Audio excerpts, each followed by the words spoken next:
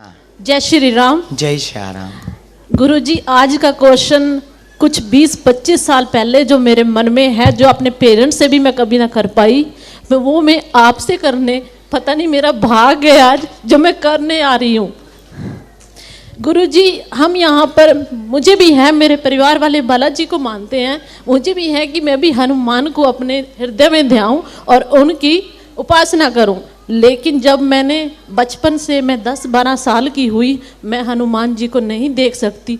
मेरी आंखों के आगे नेगेटिविटी इतनी है, मेरा ध्यान उनके चोले पे जाता है। वो गंदी सोच, मेरी आंखें तभी मैं अभी भी नहीं देख सकती, मेरी नहीं देख सकती, मुझे मैंने देखना है। कोई बात नहीं। तो गुरुजी, मैं क्यों नहीं देख सकती उनको?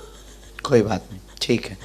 ये कोई पूर्व जन्म का कृत्य ऐसा होता है जिस कृत्य के कारण भगवत दर्शन या गुरु दर्शन, जैसे बहुत लोग मेरे थॉट में गलत सोच आती है, वो आप सब जानते हो। हम समझ गए बहन, होता है। बहुत से लोग ऐसे हैं जिन्हें पूजा में भगवानों के विग्रह देख करके गलत विचार आते। हाँ। कई लोग ऐसे हैं, लेकिन वो सॉरी गुरुजी, वो सब मेरे स्वप्न में इतने साल से चल रही है। वो बात वो कभी मैं किसी से शेयर नहीं कर पाती, वो आपके मन को पता है। आज भी जब मैं यहाँ आई थी, मुझे बोला गया मन से तेरे अंदर पावर है, तेरे गुरु में पावर है, आज तू वहाँ, आज तू सामना करेगी। आज मैंने सामना करा गुरुजी, और मेरी ये जो मन की सोच है कि मैं हनुमान को नहीं देख सकती, उसका जो चोला है, वो गलत सोच जो आती है, आज उसको आप नष्ट कर दो और मैं हनुमान और जय श्री राम का नारा अपने घर में लगाऊं। इतनी कृपा हम के ऊपर कर दो बस प्रभु जी।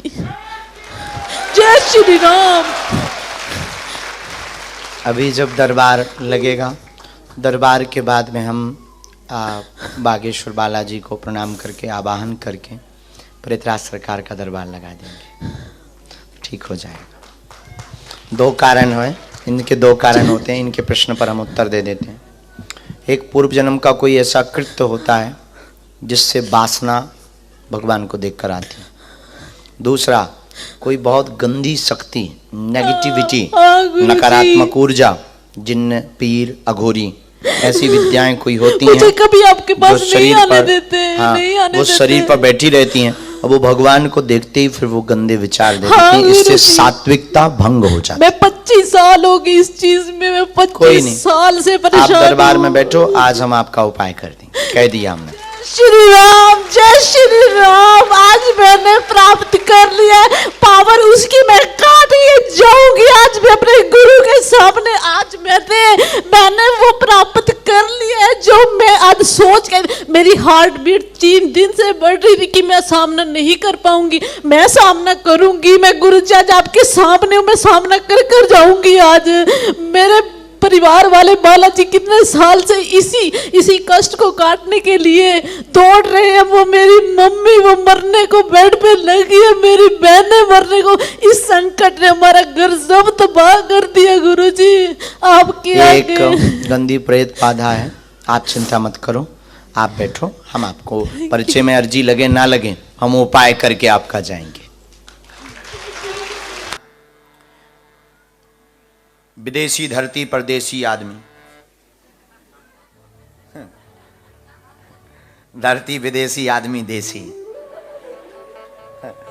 इस परदेश की धरती पर, जैसे कहते हैं मैं भी परदेसी बाबू, हमारे गांव में विदेशियों को कहते परदेसी बाबू। परदेशियों के बीच में ये देशी फंस गया। ऐसी इंग्लैंड की धरती। अब आज सुबह का जो नजारा था, हमें ऐसा लग रहा था जैसे भारत का ही अयोध्या का नजारा।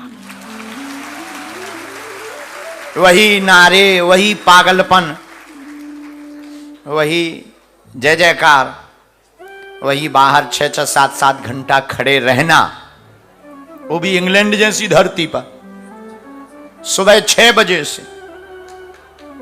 How possible? It is possible.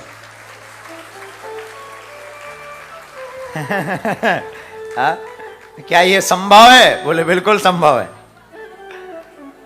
तो धन्य है ये इंग्लैंड की लेस्टर की धरती, इस भूमि को प्रणाम कलिकुल शेखर पावनावतार गोस्वामी श्री तुलसीदास जी। अच्छा देखो, गोस्वामी तुलसीदास जी ना होते तो रामचरितमानस ना होती।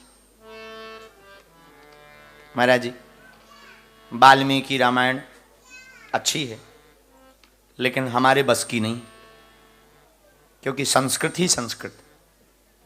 तो देखो, नारियल होता है, नारियल बाहर से तो कठोर होता है लेकिन अंदर से बड़ा कोमल होता है। हमारा मानना है गोस्वामी जी ने नारियल को फोड़ दिया, उसके अंदर का जो गरी गोला है वो निकाल कर रामचरितमानस के रूप में रख दिया है? तो धन्य है कलिकुल शेखर पावनावतार गोस्वामी श्री तुलसीदास जी। अच्छा देखो, भारत सरकार की और विदेशी सरकार की योजनाएं नहीं जहां तक पहुंच पाई, लाइट, पानी, सड़क, पर धन्य है गोस्वामी तुलसीदास जी की, पर वहां रामचरितमानस जरूर पहुंची है?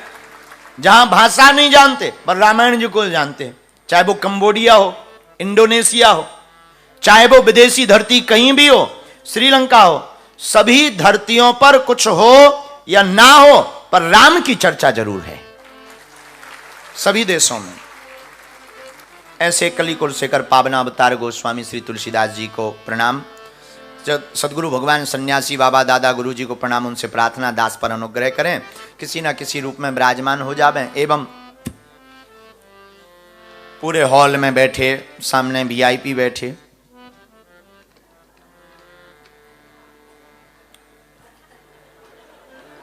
अब आपको क्या कहें, आप लोग तो अपने ही हो, क्या कह दें,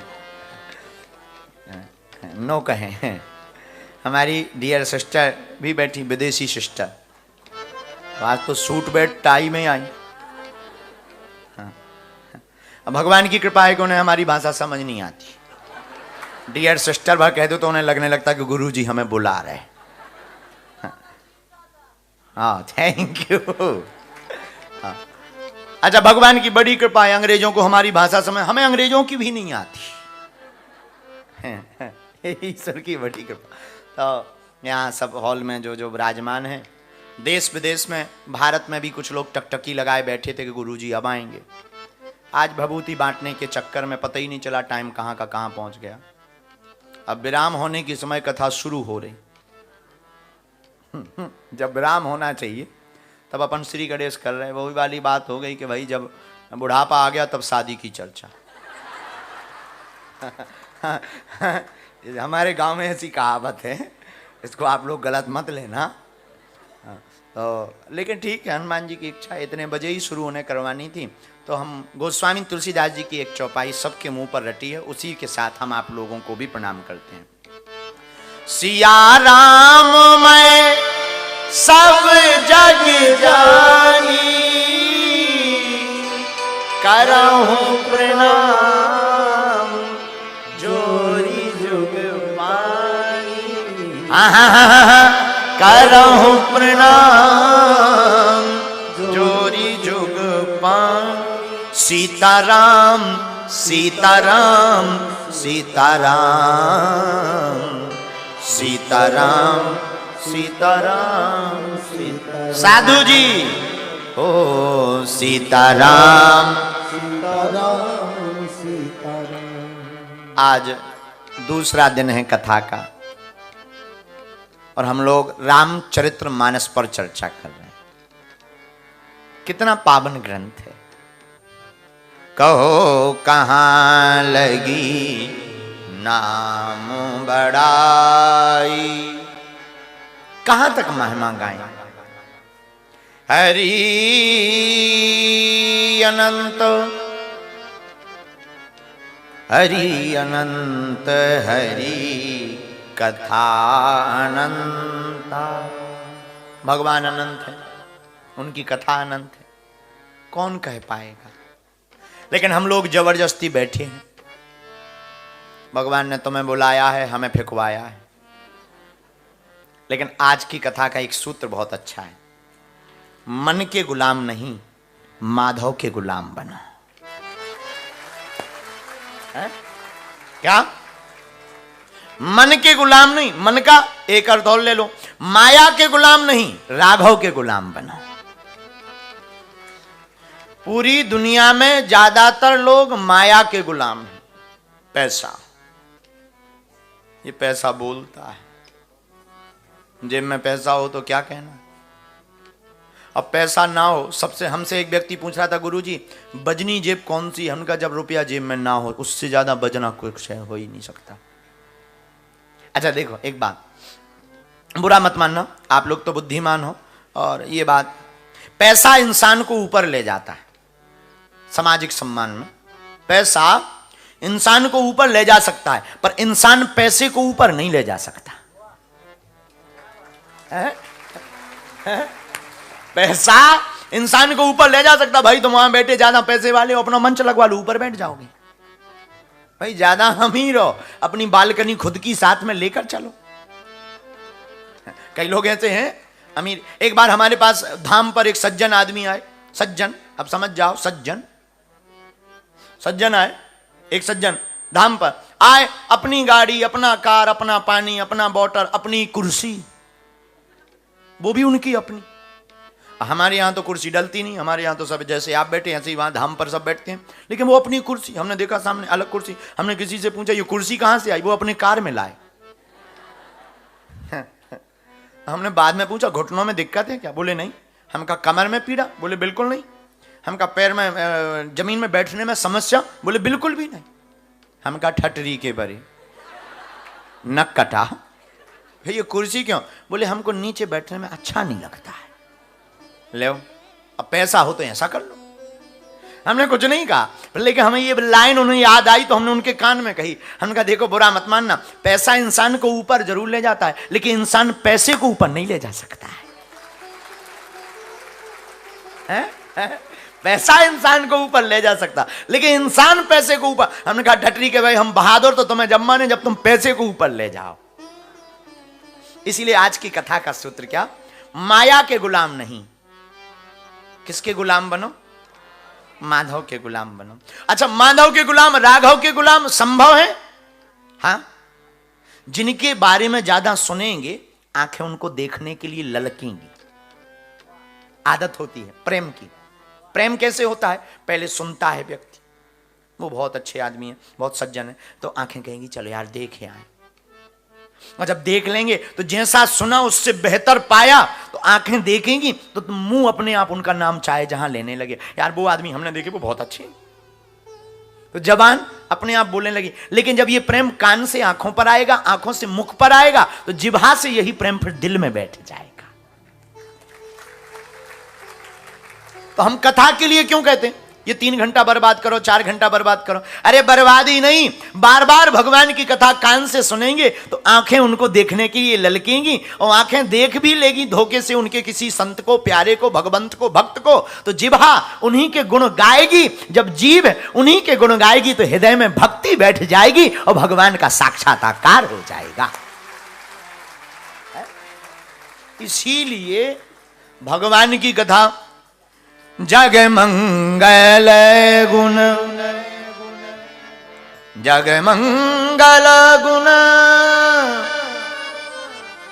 ग्राम राम के, जग मंगल गुण, जग मंगल ग्राम राम के, जग मंगल गुण, दानी मुकुट धन धर्म धाम के,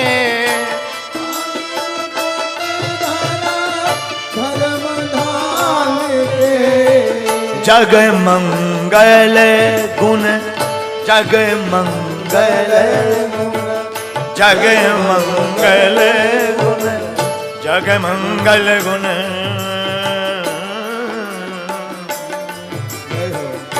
जग मंगल। भगवान की कथा मंगलकारी है, भगवान भी मंगलकारी। इनकी केवल कथा मंगलमय नहीं है, भगवान हैं कैसे? मंगल भवन। भगवान की कथा मंगल करती, और भगवान है कैसे? सबको ये चौपाई गाते हैं। मंगल भवन अमंगल हारी, द्रबहु सुदशरथ अजर बिहारी। मंगल भवन अमंगल हारी, लेकिन जग मंगल गुण ग्राम राम के। जग मंगल राम के। किसी ने पूछा भगवान की कथा से होता क्या? बोले जग का मंगल। पंडित जी, हम केवल जग का मंगल नहीं, हम जन का मंगल भी बता सकते हैं। सारे संसार को अपना मंगल करना है। मंगल भवन अमंगल हारी, मंगल भवन अमंगल हारी। द्रिबाहु सुदशरथ अजीर बिहारी।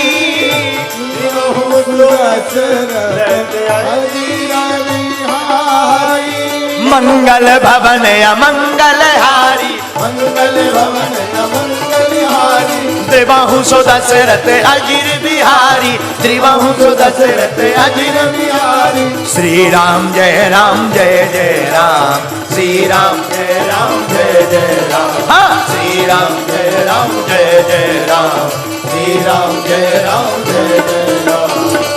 जग मंगल गुण ग्राम राम के।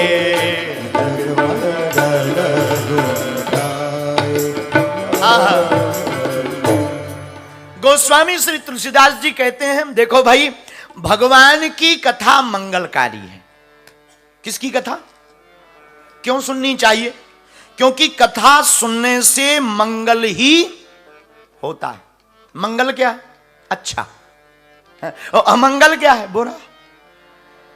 घर से बाहर निकलो, गिलास में पानी लिए हो, कांच का गिलास हो, पियो, फूट जाए, ये क्या है? ये अमंगल ही है। शादी हो रही हो, लड़की भाग जाए, ये अमंगल ही। मंगल थोड़ी, अमंगल है। तो अमंगल, इन अमंगलों को बचाने के लिए कुछ है। बोले क्या? जग मंगल भगवान की कथा।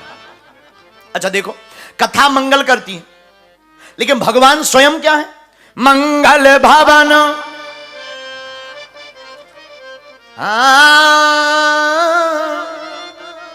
मंगल भवन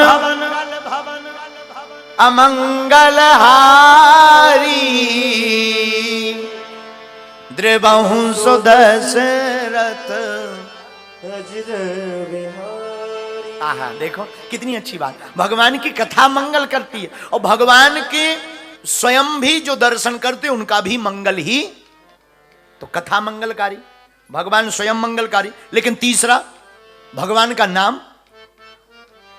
उमा सहित जेहि जपत पुरारी, उमा सहित जेहि जपत पुरारी। उमा सहित जेहि जपत पुरारी। उमा सहित जेहि जपत पुरारी। मंगल भवन अमंगल हारी, मंगल भवन अमंगल हारी। उमा सहित जेहि जपत पुरारी। उमा सहित जेहि जपत पुरारी। भगवान की कथा मंगलकारी, भगवान स्वयं मंगलकारी। अच्छा, भगवान का नाम भी मंगलकारी। कैसे? नाम जपत मंगल दिशि दसे हूं,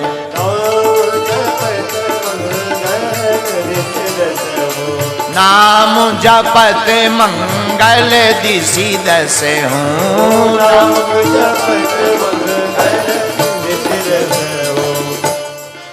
जो राम जी का नाम लेता उसका भी मंगल होता, जो कथा सुनता उसका भी मंगल होता, जो दर्शन करता उसका भी मंगल होता। अरे ये तो छोड़ो, भगवान का धाम।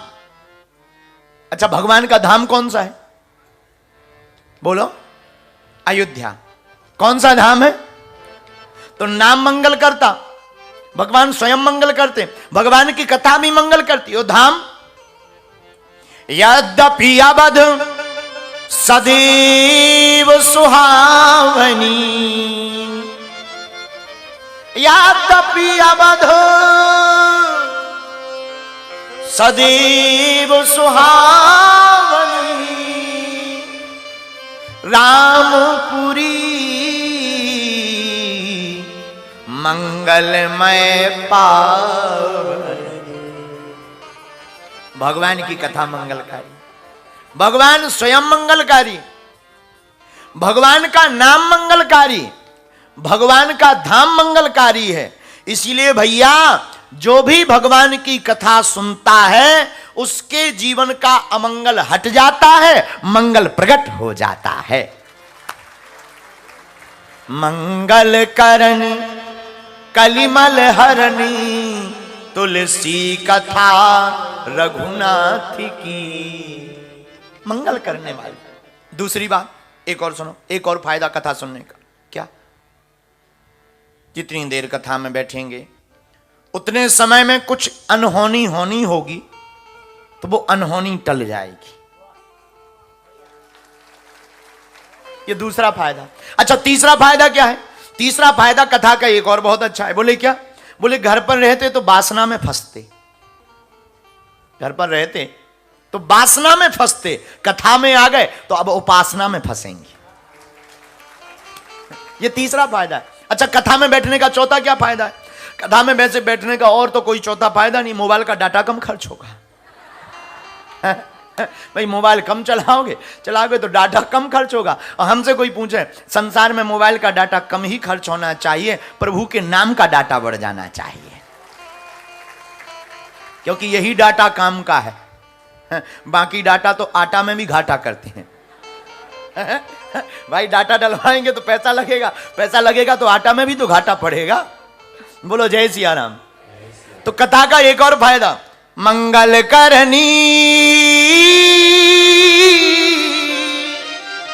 मंगल करती है, कैसा भी अमंगल हो। अच्छा, पांचवा फायदा सुनिए, ये तो विनोद की बात थी, हंसी की।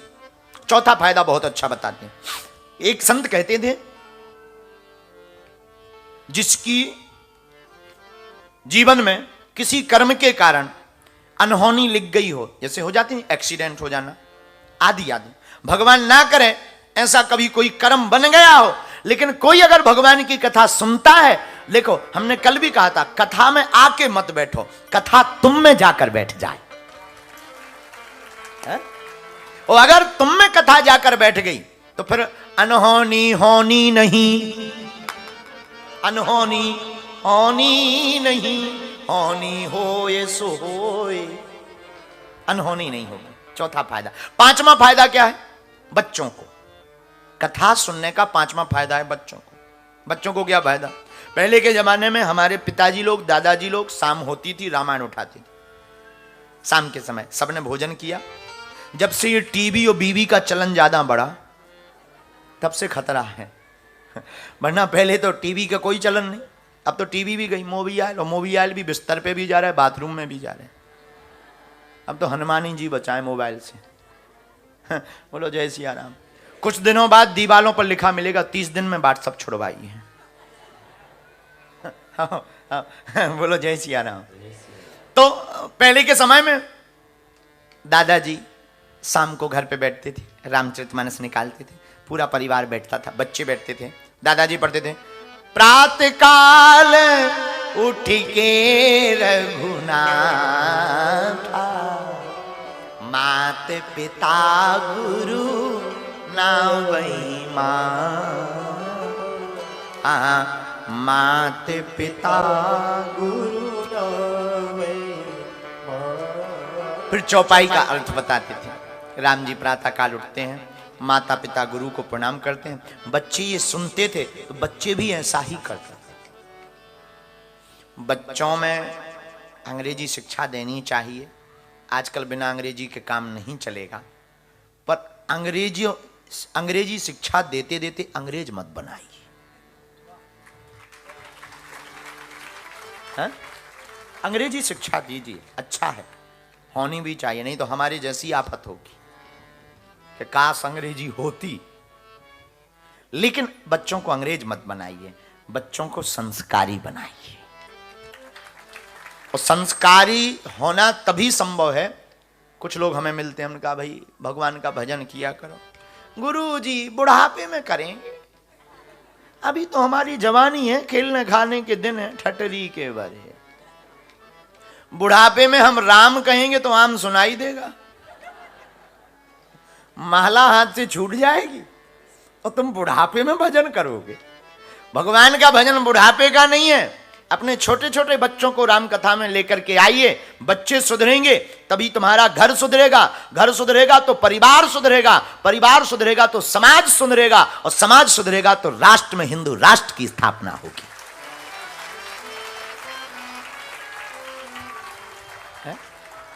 इसीलिए बच्चों को कथा अवश्य सुनानी चाहिए। तो पांचवा फायदा कथा सुनने का ये। छठवां फायदा, डिस्को डिस्को सुनने से तो अच्छा है कान ठीक है भगवान की कथा सुनने।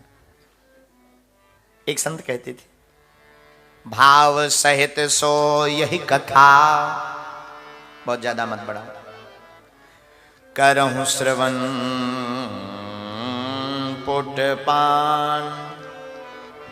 श्रवण मतलब कान, करहूं श्रवण पुटपान, कान से भगवान की कथा सुन, भाव सहित।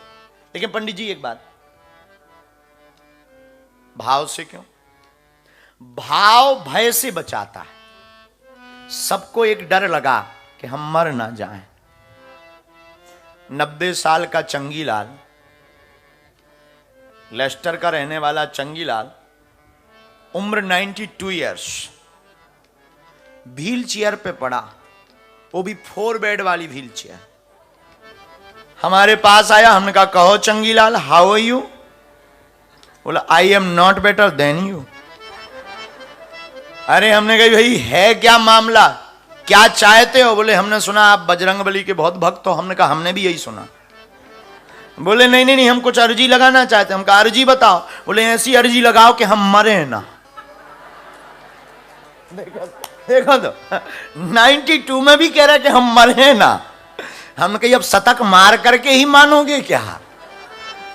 बोले नहीं, अगर शतक लग जाए तो 2 की तैयारी। हम कहा जय हो। खैर वो नहीं बताएंगे कि वो आदमी गुजराती था कि नहीं,